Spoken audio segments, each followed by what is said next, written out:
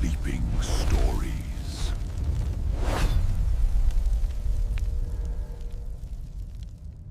Dragonborn, Dragonborn, by the wolf heart's heart, by the shrine. Before the world knew fire, it knew words. Words that could split mountains and summon storms from clear skies. Words that could bend the very fabric of existence to the will of those who spoke them. This is not a tale of swords or shields. This is the chronicle of a language older than time itself. A tongue spoken by gods and monsters alike, and one mortal soul born to wield it against the end of all things.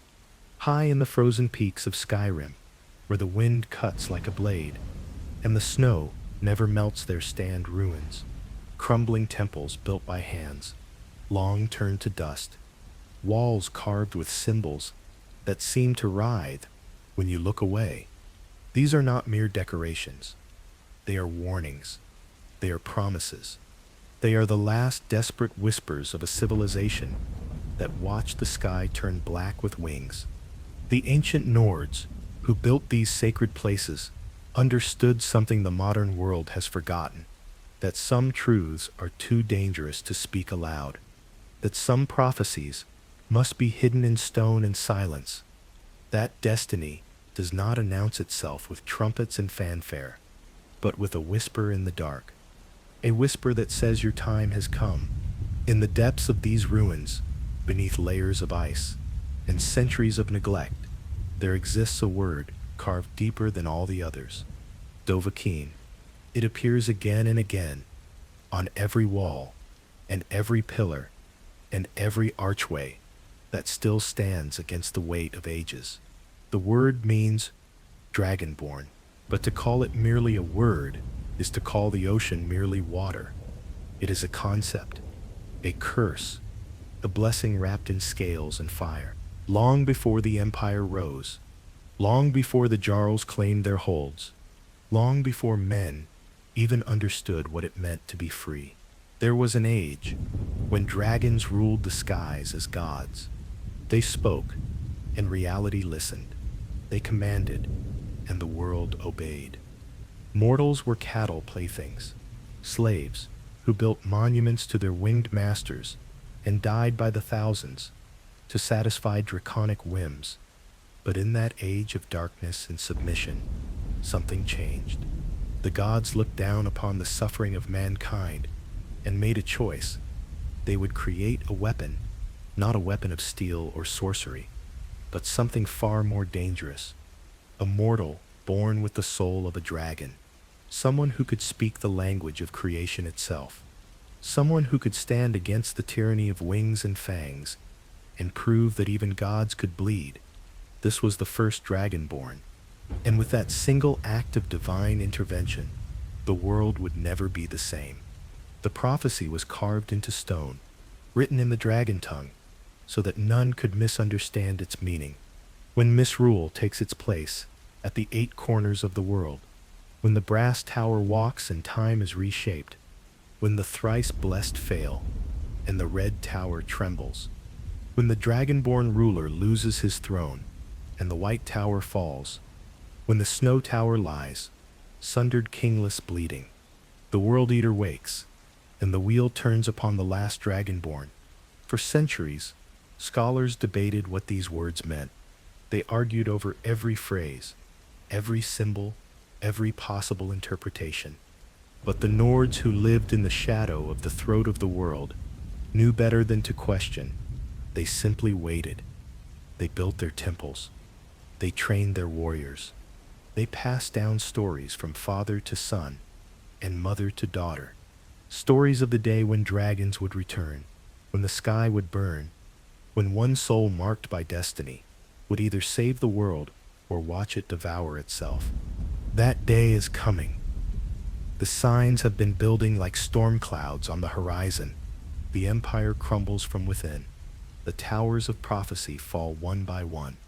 And in a small village on the border of Skyrim, a cart rolls toward an execution. On that cart sits a prisoner. They do not know their name will be written in history. They do not know their blood carries the echo of dragons. They do not know that in moments the sky will split open and everything will change. But the stones know, the ruins know, the ancient carvings that have waited for thousands of years in patient silence know the Dragonborn has finally come, and the world will never be the same. There was a time before kingdoms, before names, before the concept of freedom even existed in the minds of men. In that primordial age, the world belonged to dragons. They were not animals. They were not beasts to be hunted or tamed. They were fragments of creation itself, given form and consciousness, born from the blood of time. Each dragon was immortal. Each dragon was a living god, and chief among them was Alduin the World-Eater, the firstborn of Akatosh, the dragon who claimed dominion over all things. He did not merely rule, he consumed, not in the way a predator devours prey, but in the way entropy devours existence itself. Alduin saw mortality as an insult. He saw the passage of time as something to be controlled and dominated, and so he gathered his kin, and together they descended upon the world of men like a plague of living fire. The Dragon War began, not with battle, but with submission. The ancient Nords had no weapons that could pierce dragon scales. They had no magic that could counter the Thu'um. The voice was a power beyond their comprehension. A word spoken by a dragon could ignite forests, could level mountains, could turn a man's bones to ash inside his own skin. So humanity did what survival demanded. They bowed. They built temples to honor their draconic overlords. They carved massive stone monuments, depicting dragons as divine beings worthy of eternal worship. They created the dragon cult, an organization of priests and zealots who served as intermediaries between the dragons and their human cattle. These priests were granted power beyond mortal limits. The dragons taught them fragments of the Thu'um, just enough to keep the human population in line, just enough to make them enforcers of draconic will. The dragon priests wore masks of precious metals, each mask a symbol of their authority, each mask a prison for their slowly corroding humanity. They ruled from massive temples scattered across Skyrim. Places like Labyrinthian Forel host Skuldafin Volsky. From these seats of power, they commanded armies of the faithful. They demanded tribute in gold and food and blood. They performed rituals that would make even the Daedric princes recoil in disgust. And through it all the dragons watched from above, content in their supremacy, certain that their reign would last forever. The mortals below were insects, amusing in their desperation, pitiful in their weakness, but insects nonetheless. Alduin himself rarely descended from his perch atop the throat of the world. He did not need to. His mere existence was enough to keep the world in check. His brothers and sisters enforced his will with brutal efficiency. Dragons like Paarthurnax, who served as his second in command, dragons like Dovahkiin, who reveled in the hunt, dragons like Durnevir, who explored the boundaries between life and death. They were a hierarchy of divine terror, and humanity had no choice but to endure. The ancient Nords built their lives around dragon rule. They timed their planting seasons by when the dragons would demand tribute. They hid their children when a dragon shadow passed overhead.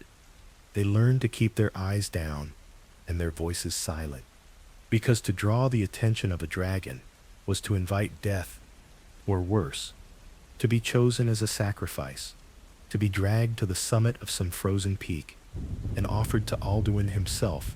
The World-Eater did not merely kill his victims, he consumed their very souls, erasing them from existence so completely that not even Sovngarde would welcome them.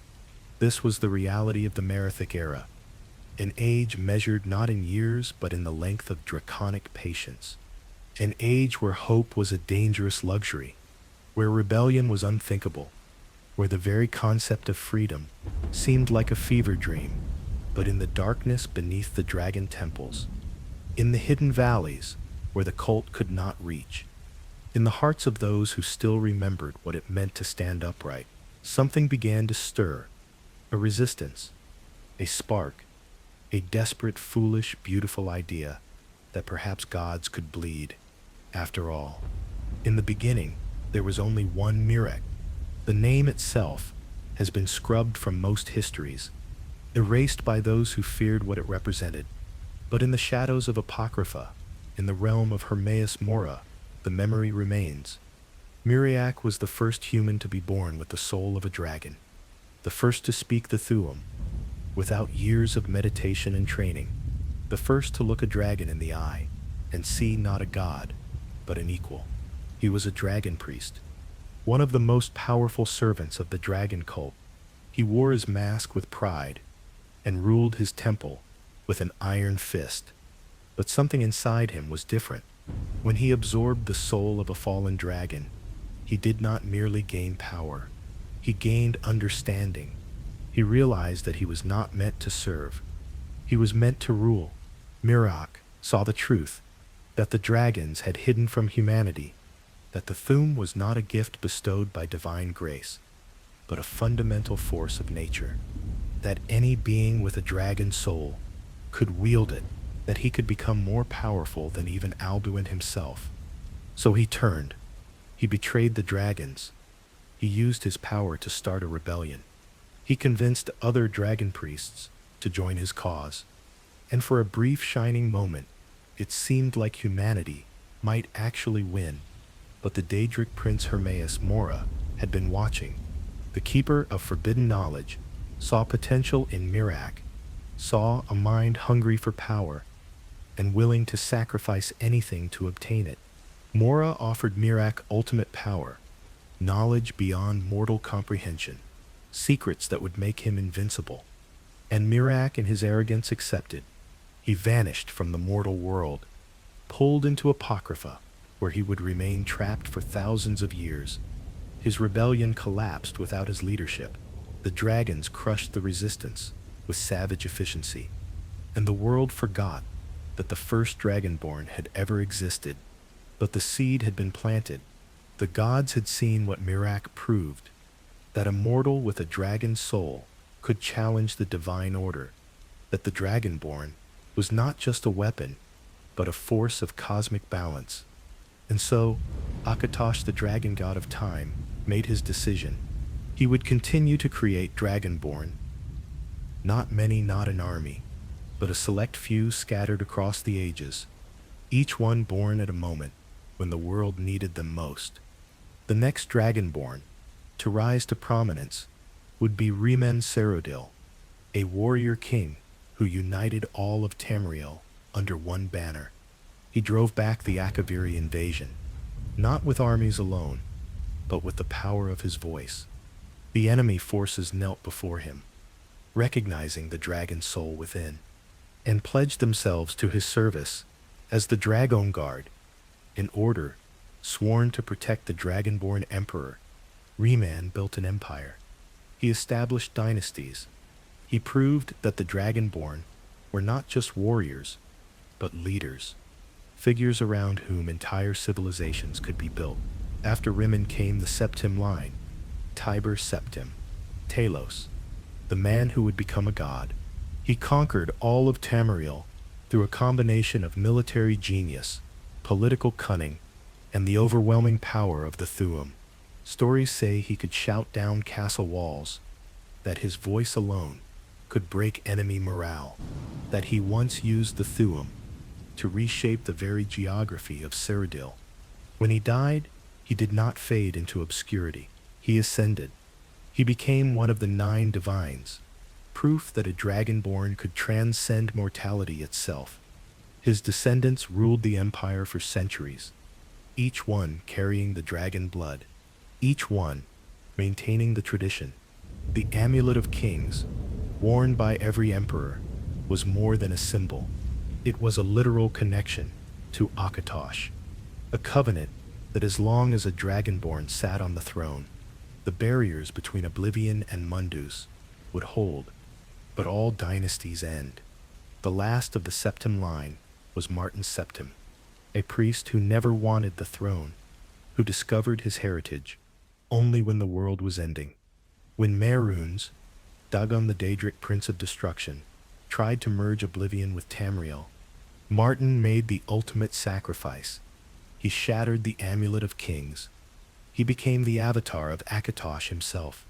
He drove Dagon back into Oblivion, and then he turned to stone, forever, frozen as a dragon monument in the heart of the Imperial City. With Martin, the Covenant was broken. The dragon blood ceased to flow through Imperial veins. The age of Dragonborn emperors ended, and the world believed that the line had finally run its course, that there would be no more Dragonborn, that the blessing of Akatosh had been exhausted. They were wrong. Desperation breeds innovation. When humanity had nothing left to lose, they finally found their courage. The turning point came not from the strongest warrior or the wisest mage, but from an unlikely source. A dragon Paarthurnax brother to Alduin, second in the hierarchy of draconic power. He had watched humanity suffer for centuries. He had enforced his brother's will without question. But something changed within him. Perhaps it was sympathy. Perhaps it was guilt. Perhaps it was simply the realization that eternal domination was not the same as eternal glory. Whatever the reason, Paarthurnax made a choice that would reshape history. He betrayed his own kind. He descended from the throat of the world, not as a conqueror, but as a teacher. He found the human rebels hiding in the mountains, the survivors of Merrick's failed rebellion, the ones who still dared to dream of freedom, and he taught them the Thu'um, not fragments, not scraps of power doled out by dragon priests, but the real thing, the true voice, the language of creation, spoken with intention and understanding. It was not easy. Dragons spoke the Thu'um instinctively. It was as natural to them as breathing.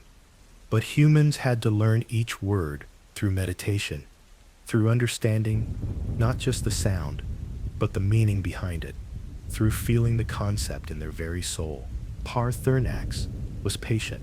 He taught them Fusforce, the foundation of all shouts. He taught them how to focus their will, how to draw power from their innermost being, how to make reality listen. The first time a human successfully shouted it was like watching a newborn take its first steps. Clumsy, weak, but undeniably real. His name was Hakon One-Eye, a warrior who had lost half his vision to a dragon's claw. When he spoke the word Fors, a ripple of force erupted from his throat. It was barely strong enough to knock over a small cairn of stones, but it was enough. It was proof.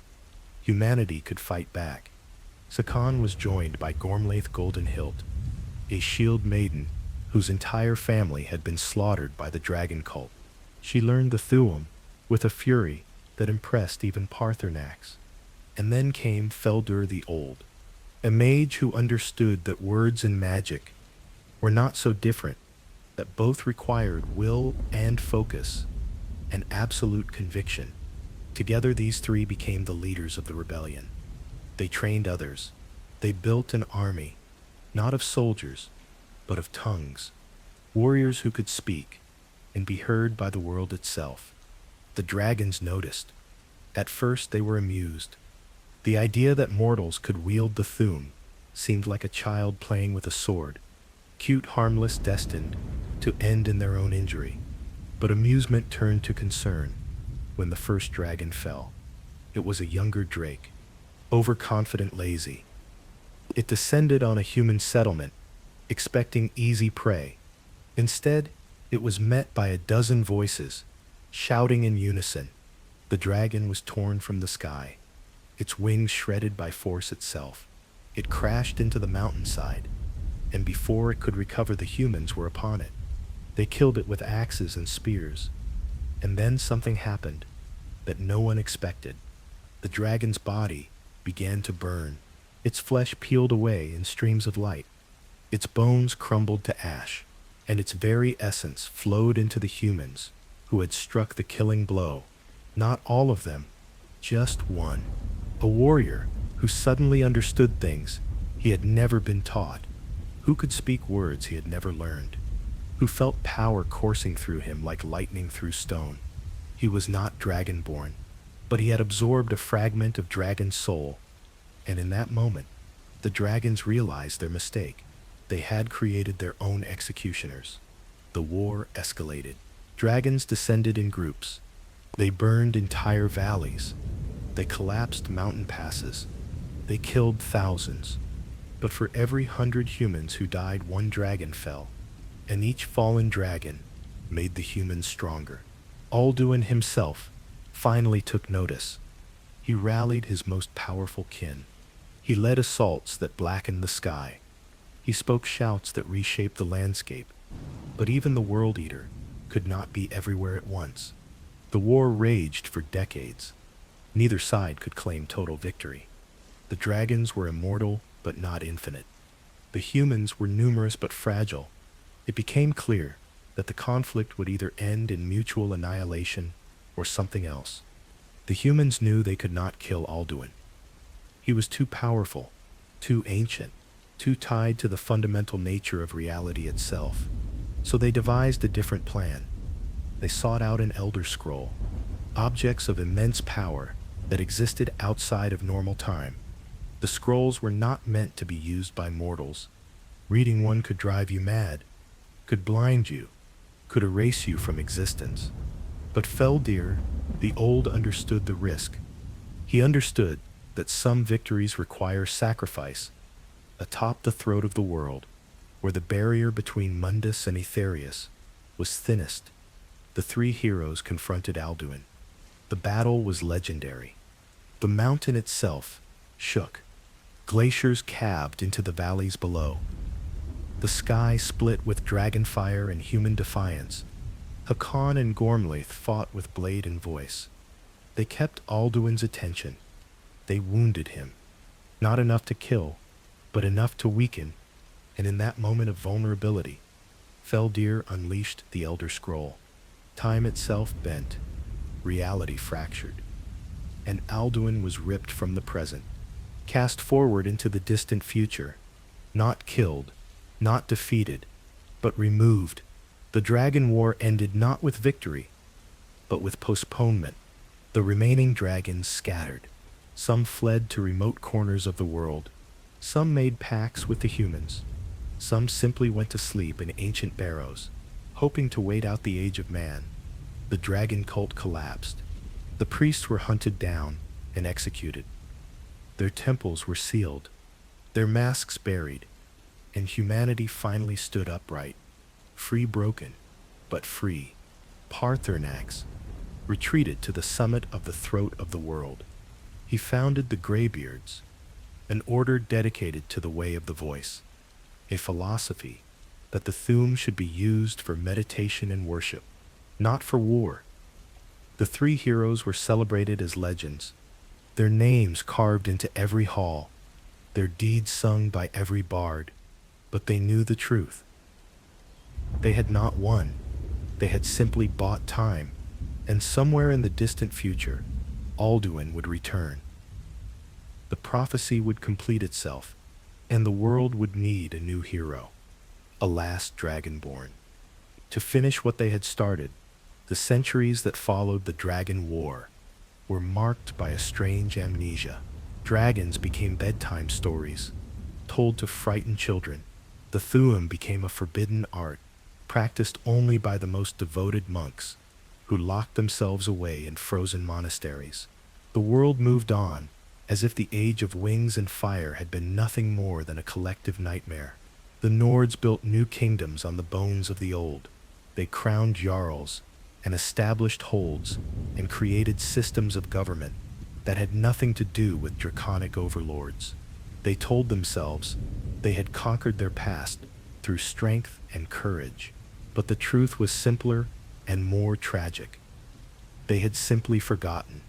The dragon priests were gone, but their temples remained, massive structures of stone that refused to crumble, despite centuries of neglect. Adventurers occasionally stumbled upon these places, and rarely returned. Those who did spoke of corridors that seemed to shift, when you looked away, of doors sealed with wards that predated modern magic, of coffins that occasionally rattled in the deep places where no wind could reach. The Nords learned to avoid these ruins. They built their towns and cities at a respectful distance.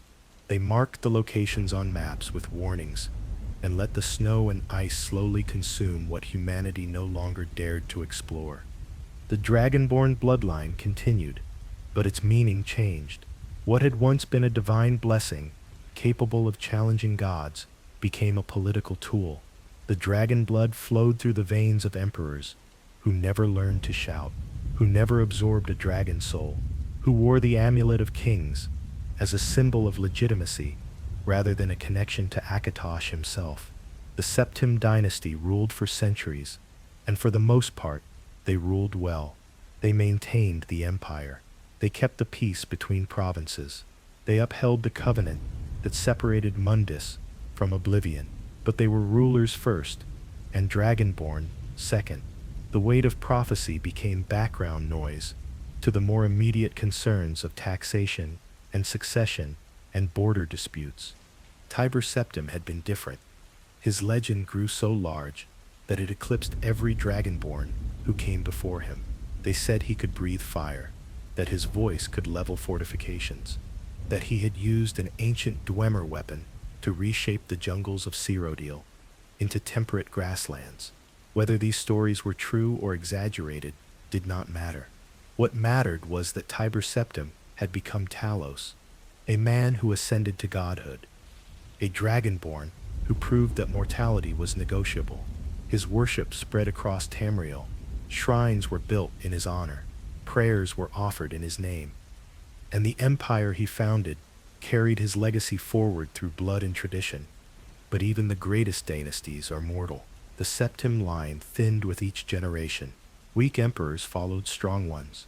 Political intrigue and assassination became common. The provinces grew restless under imperial rule. Morrowind suffered the Red Year when the Ministry of Truth crashed into Vivek City, and Red Mountain erupted. Black Marsh became inhospitable even to the Argonians who called it home. The empire that had once seemed eternal began to show cracks in its foundation. And then came the Oblivion Crisis, the moment when everything changed. Mehrunes Dagon, the Daedric Prince of Destruction, found a way to tear open gates between Oblivion and Mundus. Daedric armies poured through portals of fire and blood. They burned cities. They slaughtered innocents. They dragged souls back to their realm for eternal torment. The Septim Emperor was assassinated. His heirs were hunted down and murdered, one by one. The Amulet of Kings passed through a dozen hands before finally reaching Martin Septim, a priest who had never wanted power, who had lived a quiet life in service to the 9 divines, who only learned of his heritage when the world was ending around him. Martin could have run. He could have hidden. He could have let someone else carry the burden, but he was a Septim, and more than that, he was Dragonborn. When Mehrunes Dagon manifested physically in the heart of the Imperial City, Martin made his choice. He shattered the Amulet of Kings. He broke the covenant that had protected Tamriel for thousands of years, and in doing so, he became the avatar of Akatosh himself, a dragon of pure divine energy that battled Dagon in the streets. The fight lasted only moments. Dagon was driven back into oblivion. The gates closed forever, and Martin turned to stone, a statue of a dragon, frozen mid-roar in the Temple of the One. With Martin, the Septim line ended. The empire lost its Dragonborn emperor. The Amulet of Kings was destroyed. The covenant with Akatosh was broken, and for the first time in recorded history, there was no clear heir to the dragon blood. Scholars debated what this meant. Some said the Dragonborn blessing had run its course, that Akatosh had fulfilled his purpose and moved on. Others believed that somewhere in the world, another Dragonborn existed, hidden, waiting, unaware of their destiny. The Empire tried to continue without a Dragonborn on the throne. They crowned Titus Mede as emperor through military conquest rather than divine right. But without the dragon blood, the empire was just another kingdom, and kingdoms fall. The decades following Martin's sacrifice saw the slow collapse of imperial authority. The provinces began to pull away. Hammerfell fought off the Aldmeri dominion, and then seceded from the empire entirely. Elsewhere fell under Thalmor influence. Black Marsh became a closed border. Morrowind was too devastated to care about politics, and Skyrim, where dragons had once ruled, where the Thu'um had been born, where prophecy had always run deeper than anywhere else, began to tear itself apart. The dragon blood had gone cold. The age of dragonborn emperors was over, and the world believed that chapter of history had finally closed. But prophecy is patient, and in the deep places where stone remembers what flesh forgets the carvings, still whispered the same warning. The last dragonborn would come, and when they did, the world would either be saved or consumed. Skyrim had always been a land of harsh beauty and harsher people. Mountains that scraped the sky, forests where the snow never melted, rivers that could freeze a man solid in minutes. The Nords who called it home were proud and stubborn and utterly convinced of their own superiority. They had fought dragons and won. They had produced Ysgramor, the legendary warrior who led the 500 companions. They had given birth to Talos himself. In their minds, Skyrim was not just a province of the Empire. It was the heart of human civilization, the place where true strength was forged in ice and blood, and unyielding determination. But pride is a poor shield against political reality. The Fourth Era brought changes that the Nords were not prepared for. The Aldmeri Dominion, the coalition of high elves from Somerset Isles, had grown into a terrifying military power. They believed in elven supremacy. They sought to unmake the world and return to a time before mortality. And they hated Talos with a religious fervor. To them, he was an abomination, a human who had stolen divinity, a false god whose worship was an insult to the natural order. When the Great War erupted between the Empire and the Dominion, it was brutal and devastating. Entire legions were slaughtered, cities burned. The imperial city itself was briefly occupied by enemy forces. The Empire survived, but barely. When the White Gold Concordat was signed, it felt less like a peace treaty and more like a surrender. The terms were harsh. The Empire had to pay tribute. They had to disband the Blades, their ancient order of dragon slayers, and most insulting of all, they had to outlaw the worship of Talos. In one stroke of a pen, the Ninth Divine was declared illegal. His shrines were to be destroyed. His priests were arrested. His name is forbidden. For the rest of Tamriel, this was a political inconvenience. For Skyrim, it was a declaration of war. Talos was not just a god to the Nords. He was one of their own, a son of Skyrim who had conquered the world. To be told they could not worship him was to be told their entire history was worthless. High King Torygg ruled from solitude and faced an impossible choice. He could uphold the treaty and maintain Skyrim's place in the Empire, or he could defy the White Gold Concordat and risk imperial retaliation. He chose compliance, not out of cowardice, but out of pragmatism. He believed that unity was more important than pride, that staying in the Empire gave Skyrim more strength than independence. But not everyone agreed. Ulfric Stormcloak, the Jarl of Windhelm, saw the treaty as the ultimate betrayal. He had fought in the Great War. He had been captured and tortured by the Thalmor.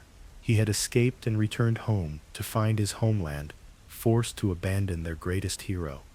Ulfric challenged Torygg to single combat according to ancient Nord tradition. The High King accepted knowing he would likely lose. Ulfric was a veteran warrior trained in the voice by the Greybeards themselves. When they fought, it was not even close. Ulfric used the Thu'um to shout Torygg to the ground. He drove his sword through the young king's chest, while the court watched in horror. Then he walked out of the palace and returned to Windhelm. Some called it murder. Others called it the old way. The the beginning of a new era where Skyrim would be ruled by strength rather than imperial decree. Either way, High King Torygg was dead, and Skyrim exploded into civil war. The province split along old fault lines. Windhelm and the Eastern Holds rallied to Ulfric's banner, calling themselves Stormcloaks in honor of his name. They fought for an independent Skyrim, free from imperial control, free to worship Talos openly, free to govern themselves according to Nord traditions, rather than Cyrodiilic bureaucracy.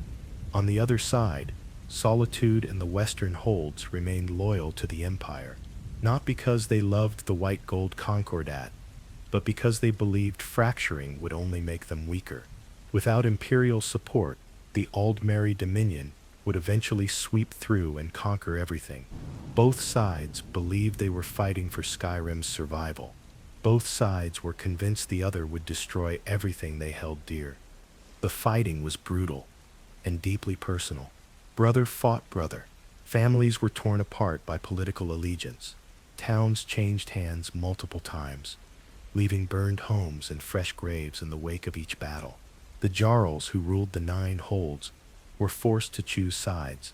Whiterun tried to remain neutral under Jarl Balgruuf, but even they eventually got pulled into the conflict.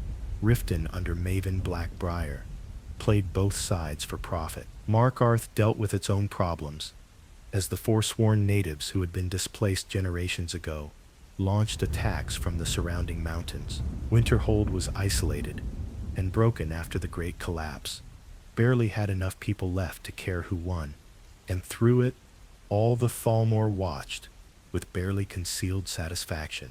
They did not need to invade Skyrim. The Nords were destroying themselves. Thalmor justiciars roamed the province, hunting Talos worshippers. They operated with imperial permission, a fact that enraged the Stormcloaks and embarrassed the Legion. The justiciars established their headquarters at the Thalmor Embassy near Solitude. From there, they coordinated intelligence operations. They captured and tortured anyone suspected of violating the Concordat. They even had agents embedded in both sides of the civil war, ensuring the conflict would continue as long as possible. A weak and divided Skyrim served their purposes perfectly. The common people suffered most of all. Farms were raided for supplies by both armies. Trade routes became too dangerous to travel. Bandits multiplied in the chaos, preying on refugees and merchants alike. The Jarls were too busy with war to deal with problems like giant attacks or bandit camps. The occasional vampire nest. The temples overflowed with wounded and homeless. The graveyards expanded daily, and everywhere you looked, there was anger and grief and the sense that things would never get better. This was Skyrim in the year 200, one of the Fourth Era, a land consuming itself, a province without a high king, a people at war with their own identity. It was the worst possible time for the past to return, which of course meant it was exactly when the past chose to return. The prophecy had been clear, but prophecies always seem obvious in hindsight. The signs had been building for years, but no one wanted to see them. Strange lights in the northern sky. Dragons appeared in Nordic artwork and carvings that had been blank for centuries. Dreams of fire and wings that plagued half the province. The Greybeards felt it most of all, high atop the throat of the world, in their monastery. Of silence, they meditated on the voice and listened to the world's heartbeat, and what they heard terrified them.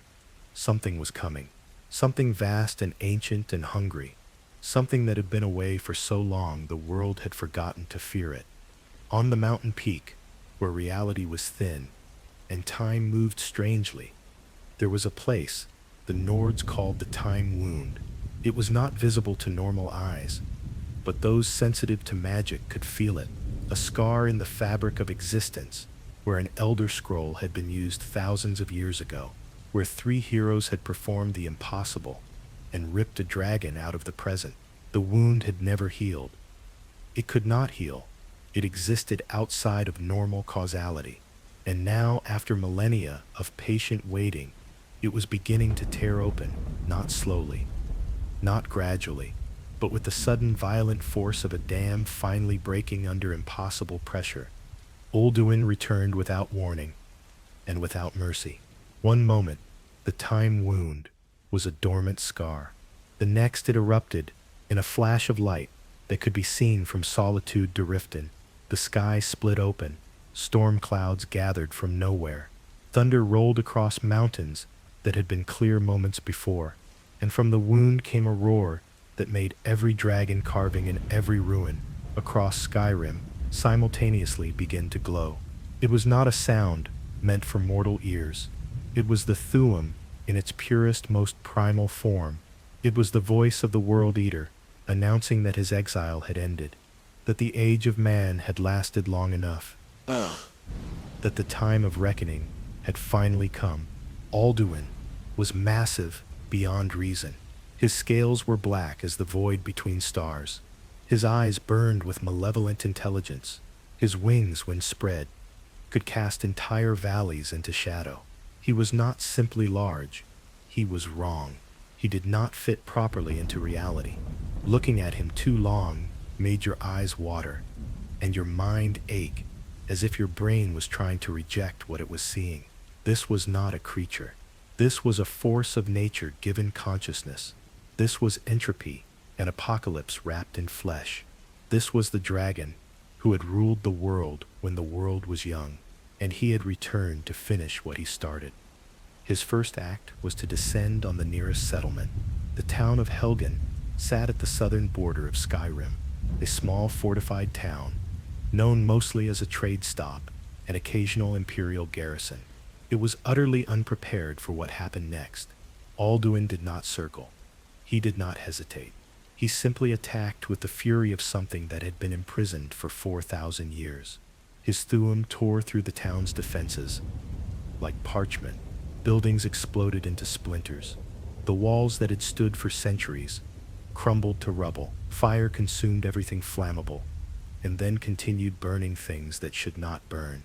Stone, metal, the very earth itself. The people of Helgen ran screaming in every direction, but there was nowhere to go.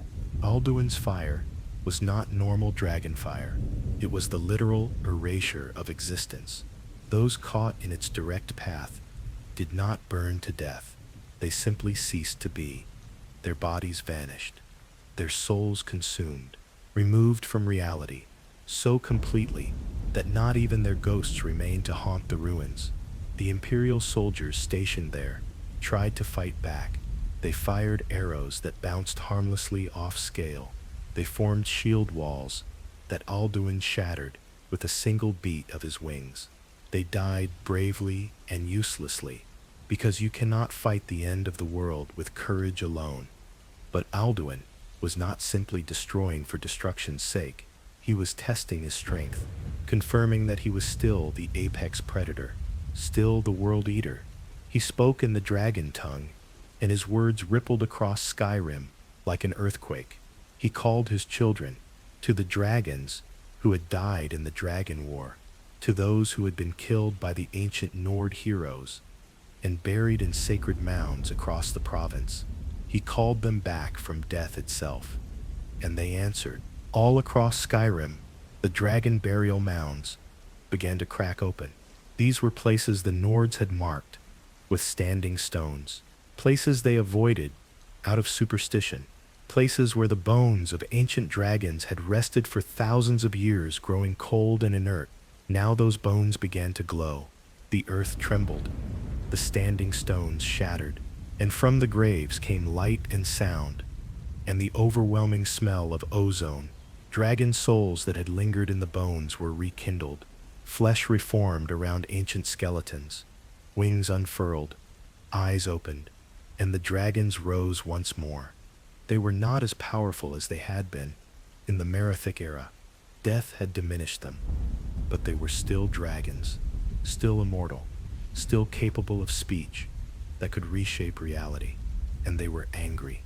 They had been killed, buried, forgotten, reduced to cautionary tales told to children. Now they were back, and they intended to remind the world what true terror looked like. Dragons descended on farms and villages. They attacked travelers on the roads. They fought each other for territory and dominance. Some sought out their old lairs in remote mountain peaks. Others simply flew and hunted and gloried in their resurrection. The Jarls tried to respond, but what could they do? They had armies trained to fight other men, not creatures, that could incinerate entire battalions with a word. The holds issued bounties on dragons, as if they were oversized wolves. Adventurers took the contracts and died horribly. The few who managed to wound a dragon discovered that the creatures healed almost instantly, that their scales turned aside even enchanted weapons, that fighting them in open sky was suicide, and fighting them on the ground was only slightly better. Skyrim had faced bandits and bears and the occasional giant. They were not prepared for the return of gods, and Alduin watched it all from his perch, atop the throat of the world. He had returned to the very place where he had been cast out, the mountain that had been his throne in the age before time. He could see all of Skyrim from there, could watch his children spread across the province like a plague, could feel the fear rising from every hold and settlement. It satisfied something deep and vicious in his ancient soul, but it was not enough. He had not returned simply to terrorize. He had returned to fulfill his purpose. He was the World-Eater, the firstborn of Akatosh, and his destiny was to consume the current world so that a new one could be born. This was not conquest. This was the apocalypse. The Kalpa, the cycle of creation and destruction, was coming to an end, and Alduin would devour every soul in existence to make it happen. The only thing that could stop him was a Dragonborn, and the Dragonborn line had ended with Martin Septim, or so everyone believed. There are moments when the entire world balances on a single breath, when destiny and coincidence collide so perfectly that it seems impossible to call it chance. The prisoner being transported to Helgen had no name worth remembering, no history that mattered, no grand title or legendary deed to their account. They were nobody. A person caught in the wrong place at the wrong time, arrested by Imperial soldiers for reasons that varied depending on who you asked. Maybe they had crossed the border illegally. Maybe they had been mistaken for a Stormcloak rebel. Maybe they had simply been unlucky enough to be near Ulfric's Stormcloak when he was captured. The specifics did not matter, because in a few minutes none of it would matter at all. The cart rolled through the morning mist toward Helgen, and the prisoner sat among the condemned. Ulfric's Stormcloak was there, gagged with enchanted bindings that prevented him from using the voice. Several of his soldiers sat in grim silence, knowing their deaths were moments away. A horse thief named Lokir kept babbling about escaping, about running for the border, about how this was all a mistake, and the prisoner sat quietly and watched the world roll past. The mountains are rising like ancient gods. The pine forests are thick with snow. The sky was clear and blue, and completely unaware that in minutes it would be torn apart. Helgen came into view, and with it, the execution block. A crowd had gathered to watch. Imperial soldiers stood in formation. General Tullius, the military governor of Skyrim, was present to oversee Ulfric's execution personally. This was supposed to be a moment of imperial victory. The rebel leader was captured and executed, a clear message sent to anyone who dared challenge imperial authority. The prisoners were unloaded from the cart, one by one. Names were called, sentences confirmed. The horse thief tried to run and was shot down by archers before he made it 10 steps. His body crumpled in the grass, and no one bothered to move it. This was how empires maintained control. Swift, brutal public execution. The first prisoner knelt at the block. The headsman raised his axe. The blade fell, and a head rolled into the basket. The crowd barely reacted. Death had become commonplace in Skyrim. Another name was called. Another prisoner stepped forward, and then the prisoner without a name was summoned. They walked toward the block, knowing this was the end, knowing there would be no rescue or miracle or last-minute reprieve. They knelt and placed their neck on the wood still warm from the previous victim. The headsman raised his axe. The prisoner closed their eyes, and then the sky exploded. Alduin descended on Helgen like the wrath of forgotten gods. His roar shattered windows and deafened those standing too close. His wings created winds that knocked soldiers off their feet. His very presence seemed to distort the air, making it hard to breathe, hard to think, hard to do anything but stare in primal terror. The executioner froze. General Tullius shouted orders that no one could hear over the sound of reality breaking, and the prisoners scrambled away from the block as the entire tower beside them exploded into fragments. Stone and timber rained down. Fire erupted everywhere. People ran in every direction without coordination or plan. The Imperial formation dissolved into chaos. The prisoner ran because running was the only option. They ducked into a building as Alduin's fire consumed the street behind them.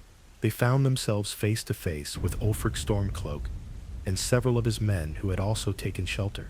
For a moment, there was tense silence. Then another explosion shook the building, and everyone decided that survival was more important than politics. They moved together through the burning town, climbing over rubble, dodging falling debris, watching fellow prisoners and soldiers alike get incinerated by dragon fire. The prisoner had no weapons, no armor, no idea what was happening or why. They simply followed the others and hoped to live another minute. They eventually found shelter in a keep at the center of town. The stone walls were thick enough to withstand the assault. Inside they found Hedvar, an Imperial soldier, who seemed less interested in executing rebels and more interested in getting everyone out alive. The group descended into the tunnels beneath Helgen, ancient passageways that connected to the old fort. The journey through those tunnels was a nightmare of its own. Stormcloaks and Imperials forced to cooperate, giant spiders and frostbite spiders lurking in the dark, a torturer's chamber that spoke of horrors predating the dragon attack. But eventually, they emerged on the other side of the mountain, battered, burned, traumatized, but alive. The prisoner looked back at Helgen and saw nothing but smoke and ruin. The town was gone, consumed so completely that it would never be rebuilt. Hundreds were dead, and somewhere in the sky, Alduin circled and roared his victory before flying north toward the throat of the world. The prisoner had no idea why they had survived when so many others had not. No understanding of what they had just witnessed. They simply knew they needed to get far away before anything else terrible happened. They followed Hadvar to Riverwood, a small village nearby. They collapsed in the inn and tried to process what they had just experienced. They had come within seconds of execution, had watched a dragon destroy an entire town, had survived through sheer dumb luck. But it was not luck. Destiny does not announce itself with fanfare. It arrives quietly in moments of chaos when no one is paying attention. The prisoner did not know it yet, but they had been marked since birth, blessed or cursed depending on your perspective. They carried something inside them that had not existed in the world since Martin Septim turned to stone, something that dragons could sense instinctively, something that would make them both targets and weapons. They were Dragonborn, the Last Dragonborn, and their awakening was about to begin. Days passed, and the prisoner tried to build some semblance of normal life. They helped the people of Riverwood. They traveled to Whiterun to warn the Jarl about the dragon threat. They were conscripted into helping the Holdsguard deal with various problems, because useful hands were always in short supply. And then word came that a dragon had been sighted near the western watchtower. The guard mobilized. The prisoner went with them, because refusing seemed cowardly. They reached the tower to find it already under attack. The dragon was smaller than Alduin, younger, less intimidating, but still a dragon, still a creature of legend, made flesh. The battle was desperate and chaotic. Arrows bounced off scales. Swords found no purchase. The dragon circled and strafed the area with fire. Guards died screaming. The prisoner fought with whatever weapon they could find. They dodged and rolled and somehow avoided getting incinerated. And then, through a combination of luck and the coordinated efforts of every guard present, the dragon was wounded. Badly. It crashed to the ground with a sound like a collapsing building. The guards swarmed it. They stabbed and hacked until the creature stopped moving, until its eyes dimmed, until it was unquestionably dead. And then the impossible happened. The dragon's flesh began to burn away, not with normal fire, but with light, pure radiant energy that peeled away scale and muscle and bone. The process was beautiful and terrifying, and as the light intensified, it began to flow, not randomly, but with purpose. It streamed directly toward the prisoner. They tried to back away, but the light followed. It struck them in the chest, and suddenly they were not standing on the ground anymore. They were floating, suspended in energy, and knowledge flooded into their mind. Words they had never learned, power they had never trained, understanding that came from somewhere beyond themselves. The dragon's soul was being absorbed, consumed, added to their own. When it ended, the prisoner collapsed to their knees, gasping. The dragon was gone. Nothing remained but a skeleton already being covered by snow, and the guards were staring at the prisoner with expressions of awe and fear. One of them finally spoke. "You absorbed its soul. You are Dragonborn."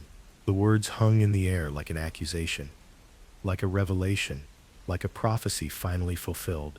The prisoner wanted to deny it, wanted to claim it was a mistake, but then they opened their mouths and spoke a word they had just learned. Foes, force, and reality rippled. The air itself pushed outward. Snow scattered. The guards stumbled back. It was weak, barely more than a strong gust of wind. But it was the Thu'um, the voice, the power that only dragons and Dragonborn could wield naturally. Before anyone could react further, a sound rolled down from the mountain, a voice, not speaking, but calling, thundering across Skyrim, with a power that made the dragon's soul absorption look like a candle compared to the sun. It was the Greybeards, the masters of the voice who lived atop the throat of the world. They were summoning the Dragonborn. They had been waiting centuries for this moment. They had felt the awakening, and now they were calling the Last Dragonborn home.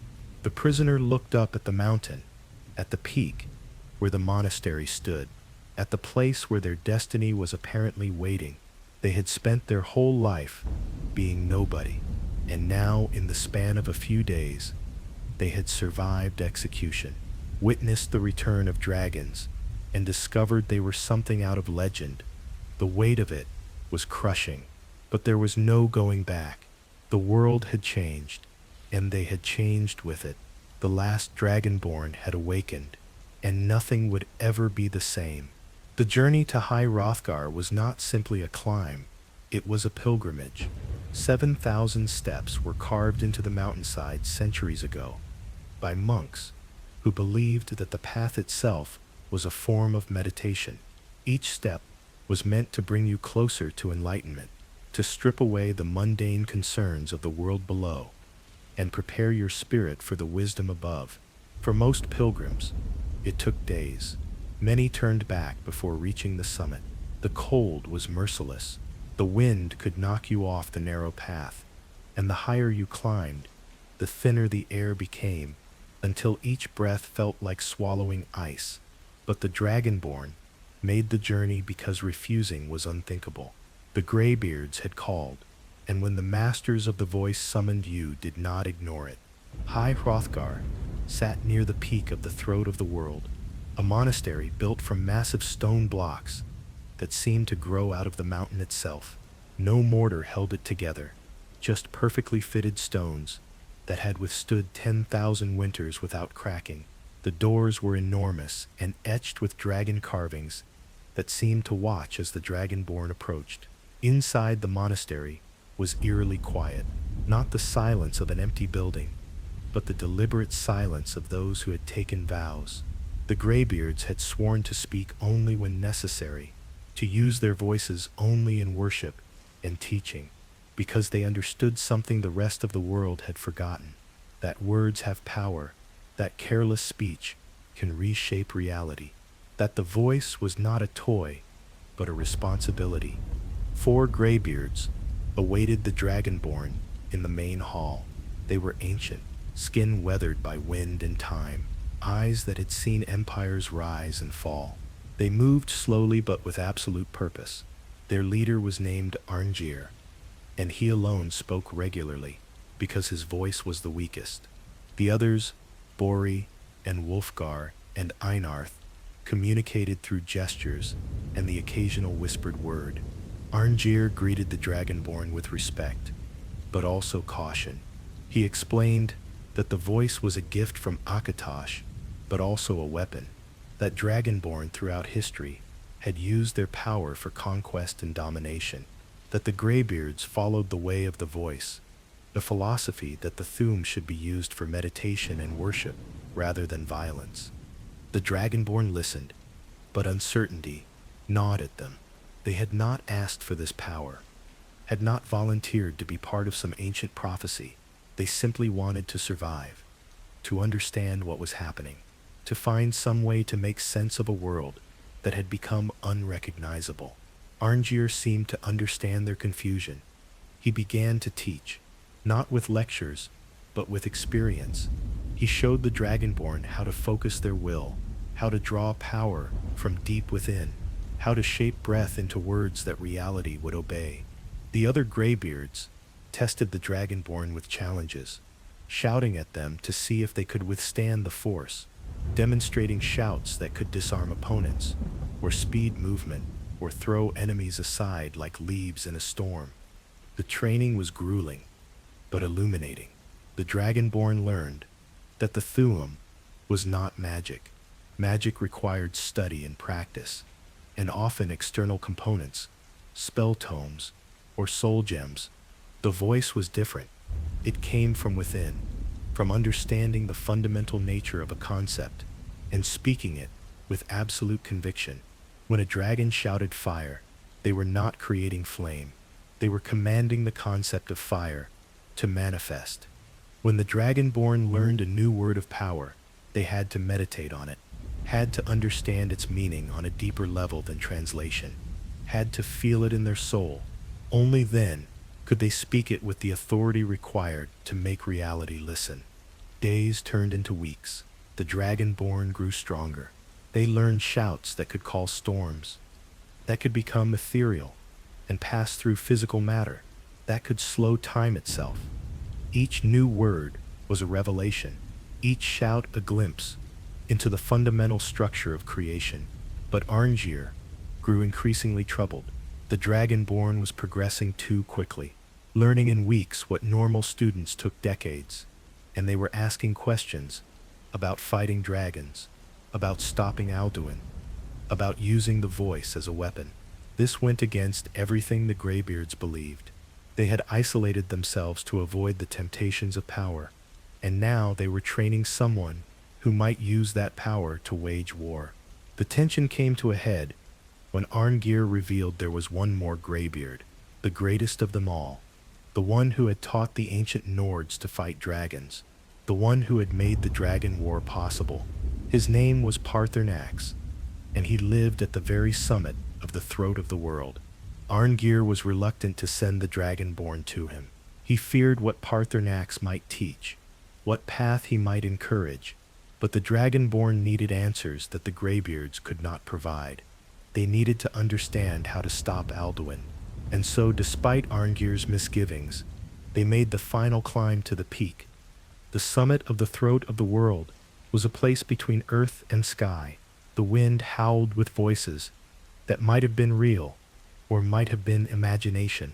The cold was absolute, and waiting there, perched on the word wall, at the highest point in Skyrim, was a dragon. Paarthurnax was ancient beyond measure. His scales were gray with age. His eyes held a wisdom and sadness that spoke of countless regrets. When he spoke, it was in the dragon tongue, but somehow the Dragonborn understood. Paarthurnax had been waiting. He had known the Last Dragonborn would come. He had spent 4,000 years in meditation and penance for his role in the Dragon War. He had betrayed his brother Alduin, had taught mortals to fight back. I have lived with that guilt every day since. But Paarthurnax did not apologize. He explained what is better, to be born good or to overcome your evil nature through great effort. He had been a tyrant once, had ruled alongside Alduin, had delighted in the suffering of mortals, but he had chosen to change, to rebel against his own nature, to help rather than harm. And now he would help again. He taught the Dragonborn about Dragonrend, a shout created by the ancient heroes during the Dragon War, a word of power that forced immortal beings to comprehend mortality. Dragons could not naturally understand death. They were eternal, ageless.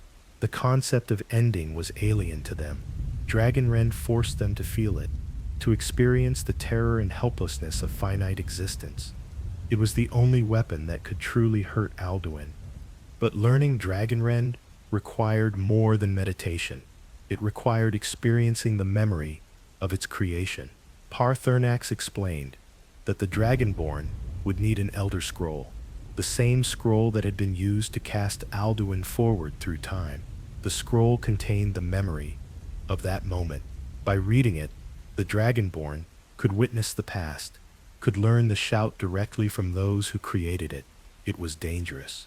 Elder Scrolls could drive mortals mad, could steal their sight, could trap them in visions they could never escape, but it was necessary. Without Dragonrend, there was no way to defeat the World-Eater. The search for the Elder Scroll took the Dragonborn across Skyrim. They delved into Dwemer ruins, where ancient machines still functioned, despite their creators vanishing millennia ago. They navigated Blackreach, an impossibly vast cavern beneath the earth, filled with glowing mushrooms and deadly automatons. They finally found the scroll in the Tower of Mark, protected by mechanisms that required understanding of tonal architecture. When they held the scroll, it hummed with power, with potential, with danger. They carried it back to the throat of the world, back to the place where Alduin had been banished. And there on the summit, where the time wound still festered, they opened the scroll and looked inside. The world dissolved. The Dragonborn stood in the past. They witnessed the final confrontation between the ancient heroes and Alduin, saw Hakon and Gormlaith and Feldir fight with everything they had, watched as they spoke Dragonrend for the first time, felt the word's power, understood its meaning: mortality, finite, temporary, sorrow, the realization that all things end. When the vision faded, the Dragonborn gasped and found themselves back in the present. The Elder Scroll had gone blank in their hands. Their vision was blurred but returning, and in their mind echoed three new words of power: Jor, Sa, Fruel, Dragonrend, the shout that made gods mortal.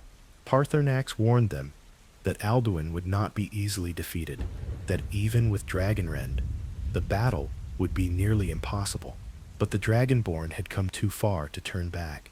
They had survived execution, had awakened to their nature, had climbed the mountain and learned from dragons, had stared into an Elder Scroll and retained their sanity. They were ready, or at least as ready as anyone could be, to fight the end of the world. Alduin was hiding in Sovngarde, the Nordic afterlife, a realm of eternal glory, where fallen warriors feasted and fought and waited for the final battle. Alduin was there, consuming the souls of the dead, growing stronger with each spirit devoured. To reach him, the Dragonborn would need to find a portal, and the only reliable way to Sovngarde required an ancient structure called Skuldafan, a dragon temple high in the mountains, accessible only by flight, which meant the Dragonborn needed a dragon. With Paarthurnax's help, they called Dovahkiin, one of Alduin's most loyal servants.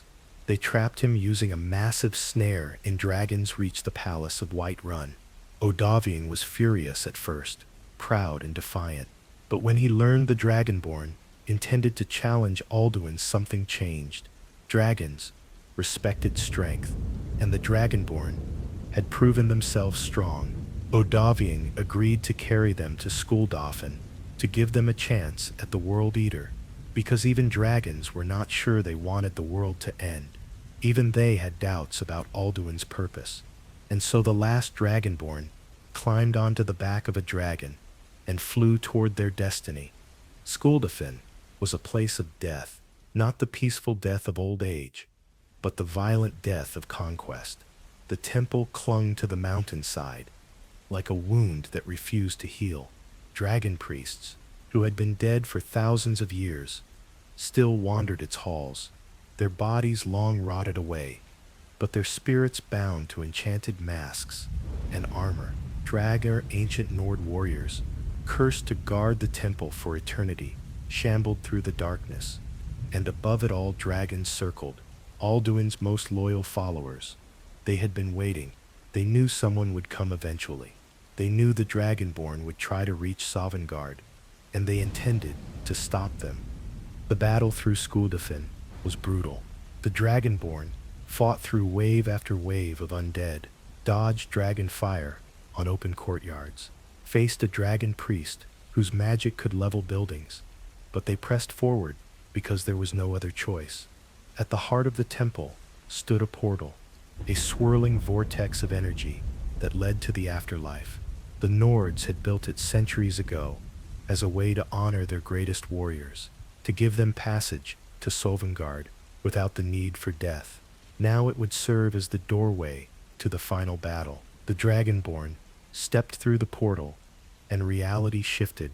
Sovngarde was beautiful in a way that mortal words could not capture. The sky was alive with dancing lights, green and blue and purple ribbons that flowed like water. The Hall of Valor stood in the distance, a massive mead hall that could hold 10,000 warriors.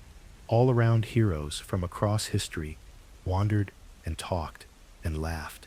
These were the greatest Nords who had ever lived, warriors who had died in glorious battles and earned their place in paradise.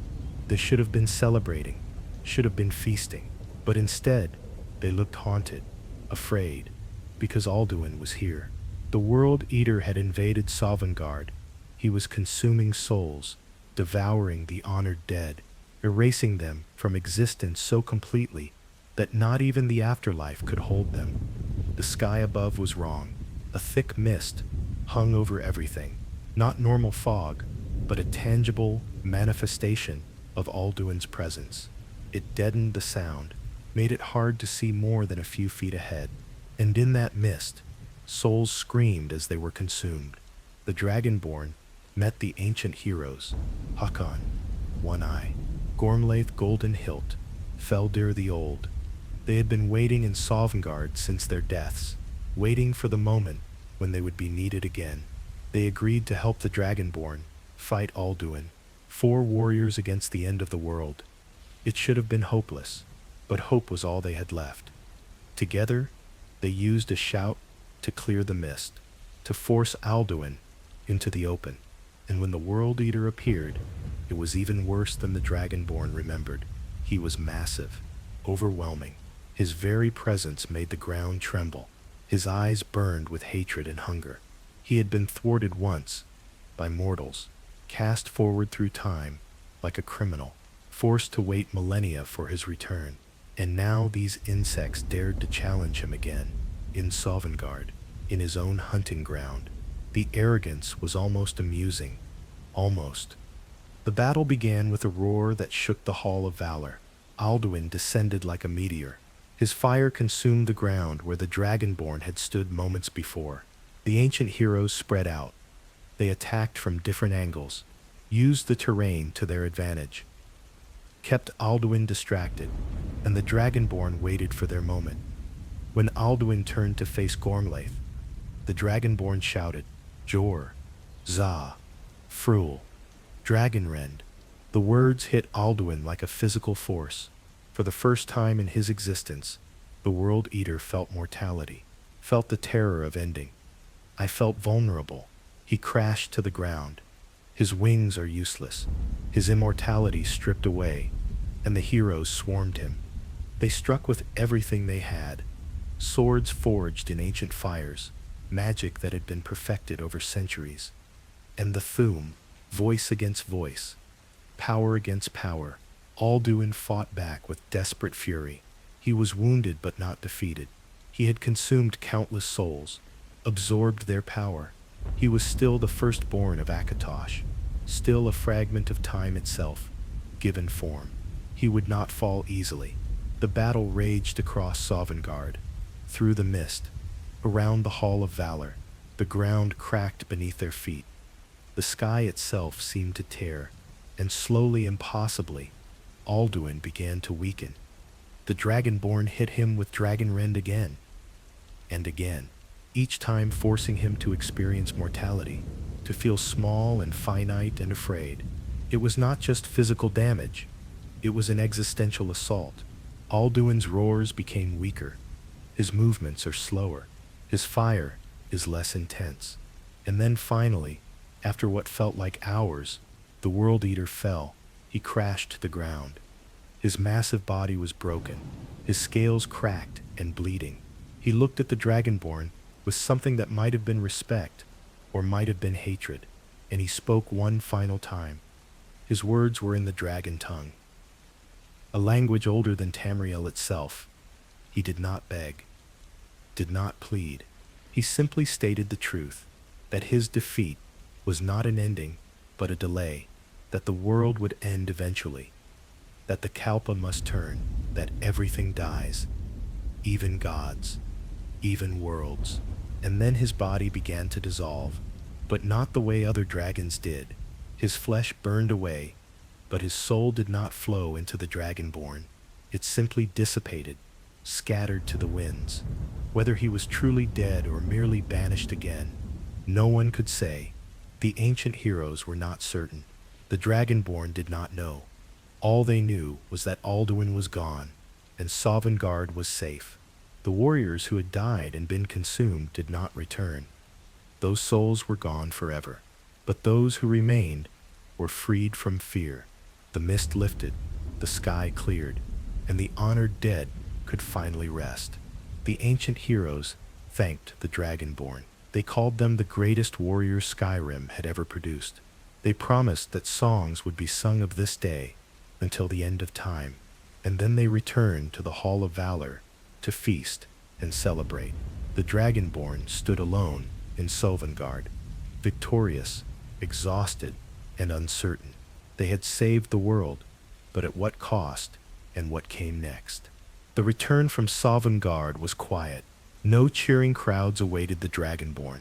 No parades or celebrations marked their victory. The portal brought them back to Skuldafin, and from there Dovahkiin carried them down from the mountain. The dragon said nothing during the flight. What was there to say? Alduin was gone. The hierarchy of dragonkind had collapsed. Every dragon now faced a choice: serve the Dragonborn, flee to distant lands, or continue the old ways and risk being hunted. Dovahkiin chose pragmatism. He acknowledged the Dragonborn's strength and flew away to claim his own territory, a free dragon in a world that no longer had a World-Eater. When the Dragonborn returned to civilization, they expected everything to have changed, but Skyrim looked exactly as they had left it. The civil war still raged. Stormcloaks and Imperials still killed each other over politics and pride. The Jarls still squabbled over territory. Bandits still raided farms. Giants still wandered the plains. The common people had heard rumors of a dragon attack at Helgen. Some had seen dragons flying overhead, but most were too busy surviving to care about ancient prophecies or legendary heroes. The world had nearly ended, and most people did not even notice. The Dragonborn tried to explain what had happened. They told the Jarls about Alduin, about Sovngarde, about saving literally everyone from consumption and oblivion.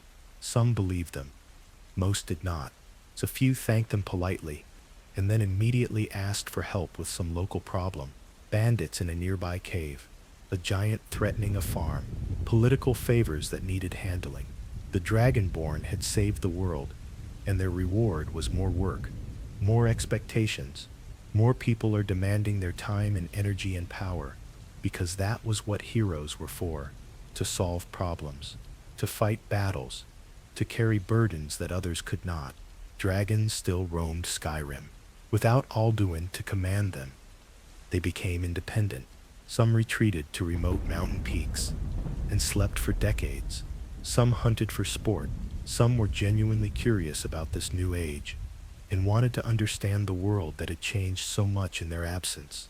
And some were angry, resentful of their defeat, bitter that mortals now ruled what had once been their domain. These dragons attacked settlements, killed travelers, terrorized the countryside, and every time one appeared, people looked to the Dragonborn. I expected them to handle it, because they were the only one who could. Each dragon the Dragonborn killed made them stronger. Each soul absorbed added to their power. They learned shouts that had been forgotten for millennia, words of power that could summon heroes from Sovngarde, that could bend the will of dragons and mortals alike, that could tear enemies apart on a fundamental level. They became terrifyingly powerful, more powerful than any mortal had a right to be. And with each soul absorbed, they felt themselves changing, becoming less human, more dragons. Their thoughts sometimes slipped into the dragon tongue, their dreams filled with memories that were not their own. Ancient battles, long dead enemies, the weight of centuries pressing down on their mind. The Greybeards had warned them about this. Ungir had said that power corrupts, that every dragonborn in history had struggled with the temptation to dominate, to rule, to use their strength, not in service of others, but in service of themselves. The Dragonborn felt that temptation constantly. They could walk into any hold and demand to be made Jarl, could challenge Ulfric or Tullius and take command of entire armies, could become High King through nothing but the raw power they possessed. No one could stop them. No one would dare try. And that was the most dangerous realization of all, that they had become exactly what dragons used to be, a being of such overwhelming power that morality became negotiable. They sought guidance from Paarthurnax. The old dragon understood better than anyone what it meant to have power and choose not to abuse it. Paarthurnax meditated on the nature of the Dragonborn. He explained that they were caught between two worlds, born mortal but blessed with a dragon soul, capable of empathy and compassion, but also domination and destruction. Every choice they made was a battle between those two natures, and unlike dragons, who were born with their nature fixed, the Dragonborn had free will. They could choose what they became. That choice was both their greatest strength and their greatest burden. The Civil War eventually ended. Either the Stormcloaks won, and Skyrim became independent, or the Empire maintained control. Either way, the Dragonborn's role in the outcome was significant. They had the power to tip the scales, to decide through action or inaction which side would prevail. And when the war finally concluded, and the bodies were counted, and the peace treaties, the survivors looked at the Dragonborn with complicated expressions. Gratitude mixed with fear, relief mixed with uncertainty, because they had witnessed what the Dragonborn could do, and they understood that this person who had saved them could just as easily destroy them. Fame became its own prison. The Dragonborn could not walk through a city without being recognized, could not sit in a tavern without people asking for stories or favors, simply wanting to touch someone legendary. Bards sang songs about their deeds. Children played games, pretending to be the last Dragonborn. Their name became synonymous with power and destiny and sacrifice. But the person behind the legend felt increasingly isolated. How do you have normal conversations when everyone sees you as a mythological figure? How do you form friendships when people are either worshiping you or fearing you? How do you live a normal life when you are fundamentally not normal? Some Dragonborn tried to settle down, to build a home, to marry and start a family, to pretend that they were just another citizen of Skyrim. But dragons did not stop appearing. Threats did not stop emerging. And the world kept demanding that they be a hero. Others embraced their nature fully. They sought out every dragon, absorbed every soul they could find, became walking gods who answered to no one. They justified their actions as maintaining peace, as protecting the innocent. But the line between protector and tyrant was thinner than they wanted to admit, and some crossed it without even realizing. There were darker paths available. The Dragonborn learned of Miraak, the first Dragonborn who had been trapped in Apocrypha for thousands of years, who had grown so powerful and so corrupted that he sought to enslave all of Solstheim, to bend every mind to his will, to prove that he was the true Dragonborn and all others were pretenders. Facing Miraak was like looking into a mirror that showed possible futures. This was what the Dragonborn could become. This was the end point of unchecked power and unchecked ambition. The battle between them was not just physical. It was philosophical. A question of whether power existed to serve or to dominate. And when Miraak fell, when his soul was absorbed like any other dragon, the Dragonborn felt the weight of that question even more heavily. They also encountered Durnivir, a dragon who had made deals with the ideal masters and became bound to the Soul Seaman, a realm of the dead where souls were currency and suffering was eternal. Durnivir taught the Dragonborn about the true cost of immortality, about what it meant to exist forever without purpose, without freedom, without hope. He had power beyond measure, but he was trapped, and he would remain trapped until the Dragonborn summoned him to Tamriel, gave him brief moments of freedom before the chains pulled him back. It was a sobering reminder that living forever was not the blessing it seemed. The Dragonborn stood at a crossroads. They had fulfilled the prophecy, had defeated Alduin, had saved the world, but prophecy did not come with instructions for what happened next. They were still young, still mortal in body, if not in soul. They could live a normal lifespan and die peacefully, or they could continue absorbing dragon souls, continue growing in power, continue existing long after everyone they knew had turned to dust. They could fade into legend and let history remember them, however it chose, or they could stay active, shape the world, become the kind of figure that defined entire eras. The choice was theirs, and that was perhaps the cruelest gift of all, the freedom to decide their own fate while carrying the weight of a dragon soul that would never let them be truly free. There is a question that haunts every Dragonborn who lives long enough to ask it. What am I? The easy answer is that they are mortal, born of flesh and blood, capable of injury and aging, and all the limitations that come with a finite existence. But that answer feels incomplete when you have the soul of a dragon, when you have absorbed the essence of creatures that are fundamentally immortal, when you speak words that reshape reality and feel memories that span millennia. The Dragonborn is both and neither, a paradox wrapped in skin, a contradiction that should not exist, but does. The ancient Nords understood this better than the modern world. They knew that some blessings were also curses, that being chosen by the gods meant carrying burdens that would break lesser souls. They carved warnings into their temples, built monuments to remind future generations that power without wisdom led to ruin. But those warnings were ignored or forgotten, and each Dragonborn had to learn the lesson anew, had to wrestle with their nature, had to decide whether they would be defined by their mortal half or their dragon half. And the answer was never simple because the two could not be separated.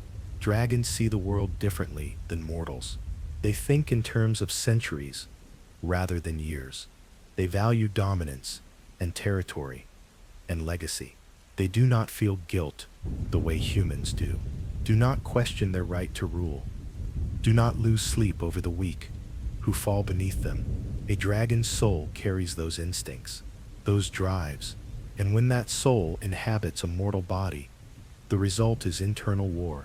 The human part wants connection, wants meaning beyond power, wants to protect and nurture and build something that outlasts them. The dragon part wants to conquer. I want to prove my superiority, wants to stand atop the world and roar defiance at anyone who dares challenge them. The Dragonborn, who defeated Alduin, carried that war inside them every day. They made choices that reflected both natures. Sometimes they were kind, helping strangers for no reward, protecting the weak, showing mercy when justice would have been easier. Other times, they were ruthless, killing without hesitation, taking what they wanted, using their power to bend others to their will. They were not one person, but two, constantly negotiating, constantly compromising, constantly wondering which side would win if they ever stopped fighting to balance them. History would remember them as a hero. Songs would be sung for generations about the last Dragonborn, who saved the world from the World-Eater. Children would hear bedtime stories about their adventures. Scholars would debate the details of their life. Did they side with the Stormcloaks or the Empire? Did they join the Companions or the Dark Brotherhood or the Thieves' Guild? Did they marry and have children or remain alone? The details would blur over time. Facts would become legend. Legend would become myth. And eventually the truth would be buried so deep that no one remembered the person behind the title. But in the moment before history claimed them, the Dragonborn was just a person trying to figure out how to live. They walked the roads of Skyrim and watched the seasons change, saw children grow into adults, watched cities rebuild, witnessed the slow inevitable march of time that affected everyone except them, because with each dragon soul absorbed, they aged slower, healed faster, became more resistant to the things that killed normal people. They were not immortal, not like the dragons had been, but they were not quite mortal either. They existed in the space between, and that space was lonely. Some nights, they stood atop the throat of the world and looked out over Skyrim. The province spread below like a tapestry, lights from settlements dotting the landscape, rivers cutting through valleys, mountains rising like the bones of the earth. It was beautiful in a way that never got old, and it was heartbreaking because they knew they would outlive most of it. The people they cared about would die. The friends they made would turn to dust. The world would change and change again, and they would remain a constant, a relic, a reminder of a time when dragons ruled the skies and prophecy still meant something. Paarthurnax told them once that the greatest battle was not against external enemies, but against oneself. That every day was a choice to be better than your nature demanded. The old dragon had been fighting that battle for thousands of years, had overcome his violent instincts through meditation and discipline, had proven that even creatures born to dominate could choose another path. But Paarthurnax was fully dragon. He understood his nature completely. The Dragonborn was split, caught between two worlds, and the battle Paarthurnax described was twice as hard because they were fighting on two fronts simultaneously. There were rumors of other Dragonborn throughout history who had found different solutions. Tiber Septim had embraced his power fully and ascended to godhood. Martin Septim had sacrificed himself to save the world. Miraak had become a monster consumed by his own ambition. Reman Cyrodiil had built an empire. Each one had found their own answer to the question of what to do with a blessing that felt like a curse. And the last Dragonborn would have to find their own answer too. There was no right path, no instruction manual, no prophecy that explained what came after the prophecy was fulfilled. Some days, they thought about leaving Skyrim, about traveling to distant lands where no one knew their name, where they could be anonymous, where the weight of expectation would not crush them every time they walked into a town. But wherever they went, dragons would eventually appear, and people would eventually recognize what they were, because a Dragonborn could not hide. Their nature was too fundamental, too visible to those who knew what to look for. They were marked by destiny in ways that could not be washed off or disguised, and so they stayed. Because running from yourself is impossible when yourself includes the soul of a dragon. Other days, they thought about what would happen when all the dragons were gone, when the last soul was absorbed, when there were no more ancient threats to fight. Would they finally be able to rest, to live quietly, to fade from history?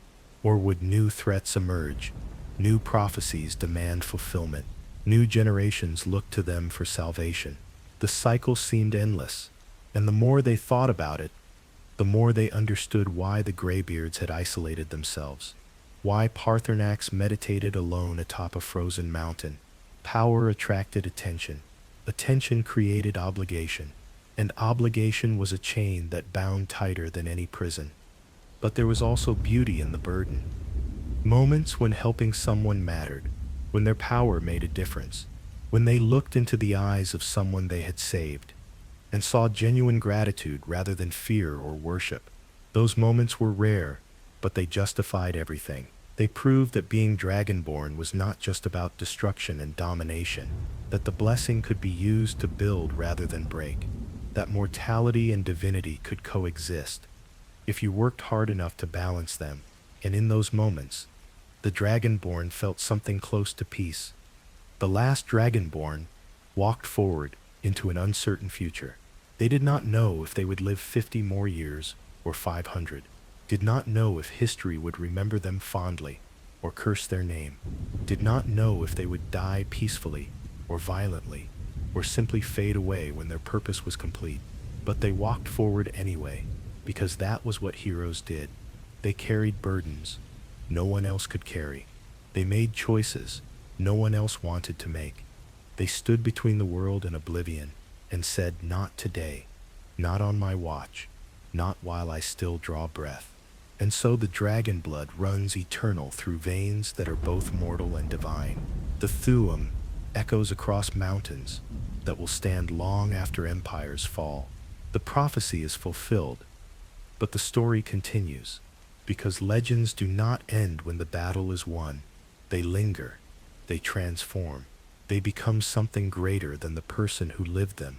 The last Dragonborn is both prisoner and savior, both blessed and cursed, both mortal and dragon, and they will remain that contradiction until the very last Thu'um fades from the throat of the world, until the final dragon's soul is absorbed, until destiny releases its grip and allows them to finally be just a person again, if such a thing is even possible anymore.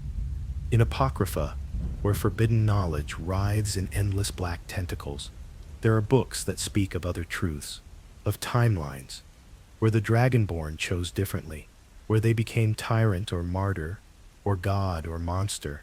Hermaeus Mora watches all possible futures and smiles his unknowable smile, because no matter which path the Dragonborn walks, they are interesting, they are unique, they are worthy of observation, and in the end, that might be the only certainty, that the last Dragonborn will be remembered, that their choices will echo through eternity, that their legend will never truly die.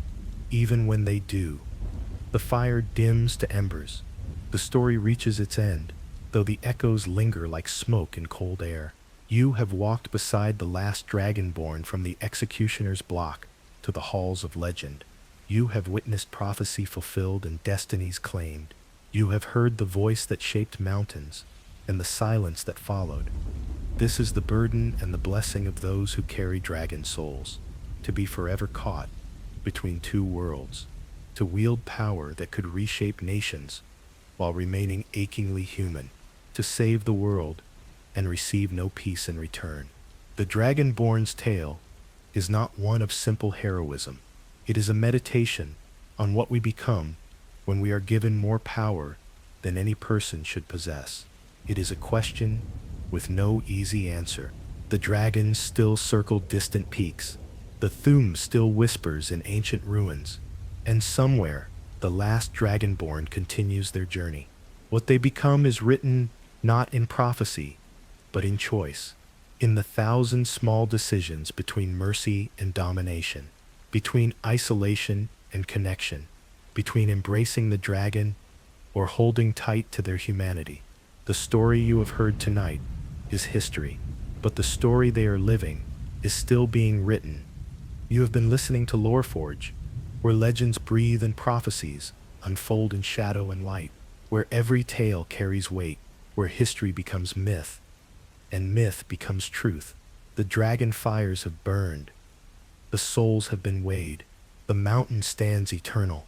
Until next time, Dovahkiin, until the next legend calls, until the next truth emerges from the darkness. May your road lead to warm sands. May your burdens be lighter than those who came before. And may you remember that even the mightiest dragon was once just a soul seeking purpose in an indifferent world. Rest now, traveler.